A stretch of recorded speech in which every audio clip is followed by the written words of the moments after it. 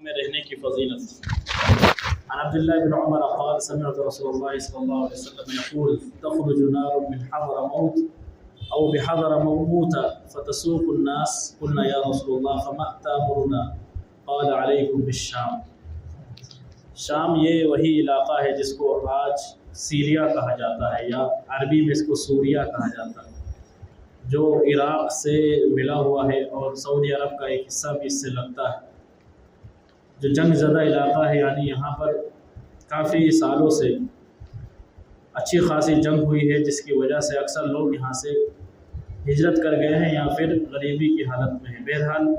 یہ ایک مبارک اور مقدس جگہ ہے۔ اس جگہ کو انبیاء کی جگہ کہا ہے، یعنی یہاں سے اکثر نبیوں کا تعلق ہے، اس لیے اس کو انبیاء کی جگہ کہا گیا ہے، اور اس کے اندر برکت رکھی ہے اللہ رب العالمین نے، بابرکت جگہ اس کو بنایا۔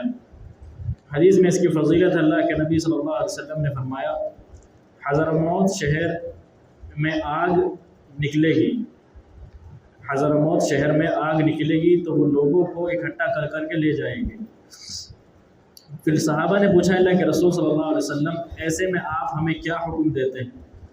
تو آپ نے فرمایا تم ملک شام کو لازم پکڑو، یعنی وہاں پر رہائش اختیار کرو۔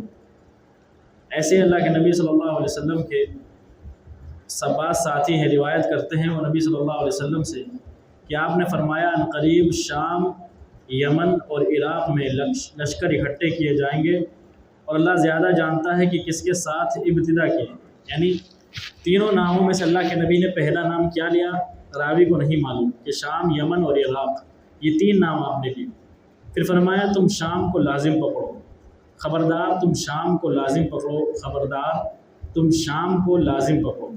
بس جو ناپسند کرے تو وہ اپنے یمن کو لازم پکڑے، یعنی اگر شام میں اس کو جگہ نہیں مل پاتی یا شام میں وہ نہیں رہ پاتا تو پھر یمن میں رہے، اور وہ بے وفائی میں چلے، یعنی اس کو اگر شام میں نہیں رہنا ہے تو پھر وہ انسان اللہ کے نبی صلی اللہ علیہ وسلم کی حکم کی نافرمانی کر رہا ہے، کیونکہ اللہ تعالیٰ نے نبی صلی اللہ علیہ وسلم نے فرمایا کیونکہ اللہ تعالیٰ نے مجھے شام اور اہل شام کی ضمانت دی ہے۔ اسی طرح ایک روایت کے اندر اللہ کے نبی صلی اللہ علیہ وسلم نے فرمایا اہل مغرب یعنی شام والے قیامت تک حق پر رہیں گے۔ تو بہت سی صفات اور خصلتیں ہیں جو شام کے بارے میں ہیں،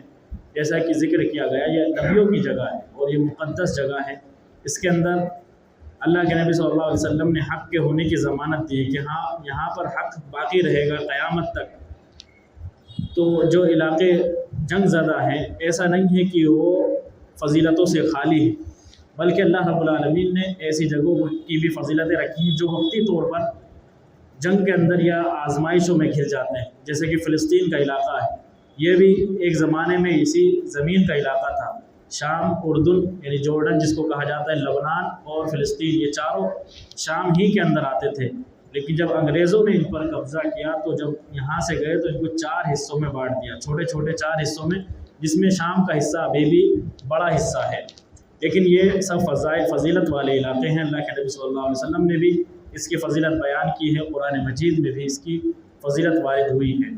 اللہ رب العالمین سے دعا ہے اللہ رب العالمین ہمیں علم سیکھنے اور اس پر عمل کرنے کی توفیق۔